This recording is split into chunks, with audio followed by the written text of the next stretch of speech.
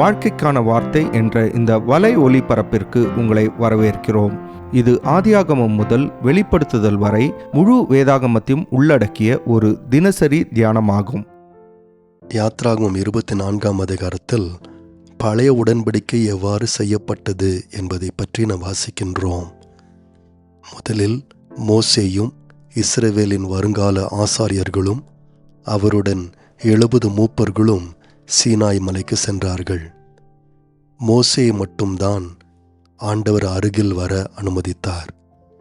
ஆசாரியர்களும் தலைவர்களும் மோசேயிடமிருந்து தூரமாய் நிற்க வேண்டியதாயிருந்தது.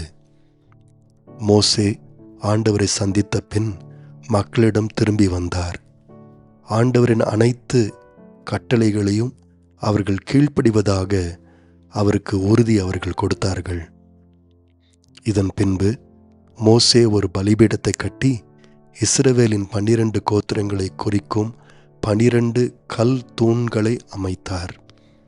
இளம் இஸ்ரவேல் ஆண்கள் பலிபீடத்தின் மீது தகன பலிகளையும் சமாதான பலிகளையும் செலுத்தினார்கள். பின்பு மோசே பலிபீடத்தின் மேல் இரத்தத்தை தெளித்தார். அதன் பின்பு மக்கள் மேலும் இரத்தத்தை தெளித்தார். இதன் பின்பு இஸ்ரவேலின் தலைவர்கள் தேவனை தரிசித்தார்கள். அவருடைய பாதத்தின் கீழே நீலக்கல் இழைத்த வேலைக்கு ஒப்பாகவும் தெளிந்த வானத்தின் பிரபைக்கு ஒப்பாகவும் இருந்தது. அதாவது ஆண்டவருடைய பிரசன்னம் தாங்கியிருந்த அந்த மேடையை அவர்கள் பார்த்தார்கள். 11ஆம் வசனத்தில் நாம் வாசிக்கின்றோம், இஸ்ரவேல் புத்திரருடைய அதிபதிகளின் மேல் தேவன் தம்முடைய கையை நீட்டவில்லை. அதாவது இஸ்ரவேலின் தலைவர்கள் மேல் தேவன் இரக்கம் காட்டினார்.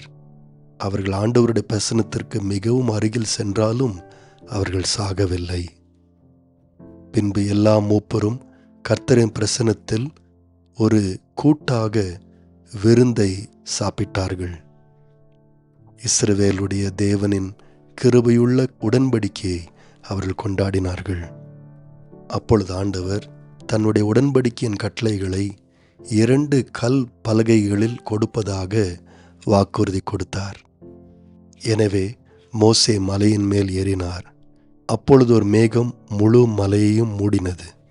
கர்த்தர் மோசே அழைத்தபோது அவர் மேகத்திற்குள் நுழைந்து 40 நாள் இரவும் பகலும் அந்த மலையில் தங்கினார். இஸ்ரவேலர் எல்லாரும் மலையின் உச்சியிலே கர்த்தருடைய மகிமையை கண்டார்கள்.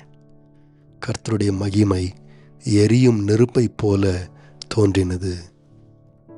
நண்பர்களே, புதிய ஏற்பாட்டு விசுவாசிகள் அனைவரும் தேவனுடன் ஒரு உடன்படிக்கை செய்திருக்கின்றார்கள். நம்முடைய இரட்சகராகிய இயேசுவே இந்த உடன்படிக்கையை நமக்காக மத்தியஸ்தம் செய்துள்ளார். அவரே நமது தகன பலியாகவும் சமாதான பலியாகவும் இருக்கின்றார். மோசே அல்ல, நம்முடைய கர்த்தராகிய இயேசுவே நமது பிரதிநிதியாகிவிட்டார். அதனால்தான் எபிரேயருக்கு எழுதப்பட்ட நிருபம் இந்த புதிய உடன்படிக்கையை இன்னும் சிறப்பான உடன்படிக்கையாக காண்பிக்கின்றது. நமது கர்த்தருடைய பரிபூர்ண இரத்தம் நம்மேல் தெளிக்கப்பட்டுள்ளது. ஆகவே நம்முடைய பாவங்கள் முற்றிலும் மன்னிக்கப்பட்டிருக்கின்றன. மோசேயின் காலத்தில் சுமார் 70 பேருக்கு மட்டுமே தேவனுடைய பிரசனத்தை அணுகும் வாய்ப்பு கொடுக்கப்பட்டது. இன்று ஒவ்வொரு புதிய ஏற்பாட்டு விசுவாசியும் தேவனுடைய மிகுந்த பரிசுத்த பிரசனத்தை அணுகும் வாய்ப்பை பெற்றிருக்கின்றார்கள். நேயர்களே, இந்நிகழ்ச்சியை கேட்டதற்காய் நன்றி. மீண்டும் ஒரு புதிய அத்தியாயத்துடன் வாழ்க்கைக்கான வார்த்தையில் நாளை சந்திப்போம்.